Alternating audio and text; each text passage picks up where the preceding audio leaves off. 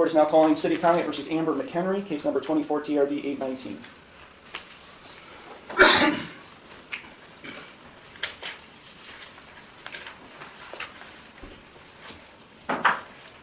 Ma'am? I'm sorry.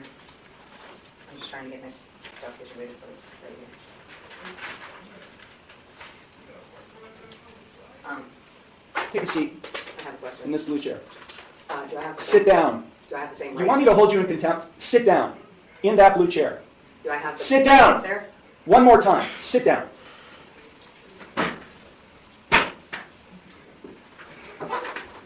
Now you'll answer my questions.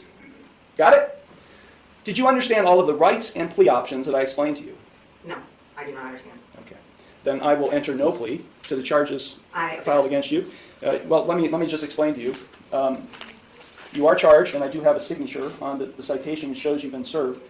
You are charged with 1 count of no operator's license, a minor misdemeanor subject to a maximum fine of $150 plus court costs.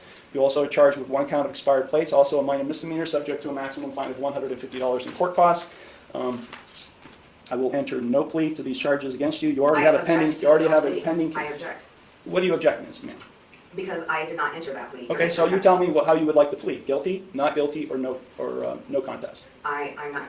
First, I have to correct the standing, which is I am not the ens legis non debitor. I am the authorized agent to the decedent estate. I am coming in here as the settler, and I want to settle this case.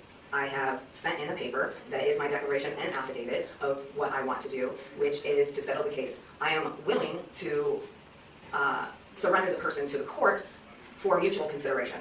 I do not want to continue doing this. I don't have anything to do with this. That paper that I signed, which is the summons, is signed v coatis, which is void contract, and I reserved all of my rights on there.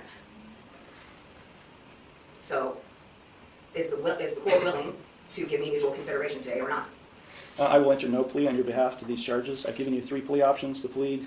No, I do not recognize anyone in this court. Okay, well, I don't recognize you or the bailiff or anybody else in this court. I do not understand. I will set this case for a bench trial, and we'll get this set. I have the right to a trial by jury. Okay, no, you don't. Not in this case.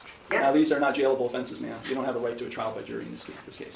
You already have a jury trial scheduled in another case, but then because you're facing jail time in that case. But in this case, you're not facing jail time. Only a fine and court costs. Anything that is above $25 in a court of law has the right to a jury by trial, which is involuntary. Can't be violated, basically, is what it means. So I have the right to a jury by trial. No, you don't. Of my peers. No, you don't. Yeah. We're going to set it for trial, and you're going to go to the clerk's window, and they're going to give you a trial date. Okay?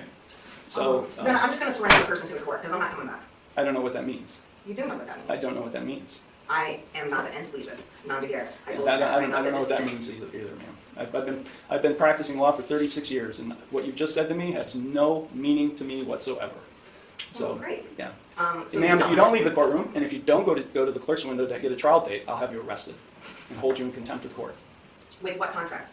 There is no contract. You're looking at the contract. You're looking at the one who's going to be able to, has the authority to be able to put you in jail, and I'll hold you in contempt. So let me say it one last time, because we have other cases to handle today. If you don't leave the courtroom and go to the clerk's window and get a trial date, which is what I'm scheduling in this case, I will hold you in contempt of court, and I'll have you arrested. So, contempt of court for what? What contempt? For not doing what I'm telling you to do, which is to go to the clerk's window and to get a trial date. You're the trustee, and I'm the beneficiary. No, there is no trust relationship here. No, there isn't. I've drafted many trusts, and there is no trust relationship between the judge and you, the defendant. Yeah, because you are not the beneficiary, and nor am I the trustee. Yes. Yeah, that's just not how it works, man. It Not is. how it works.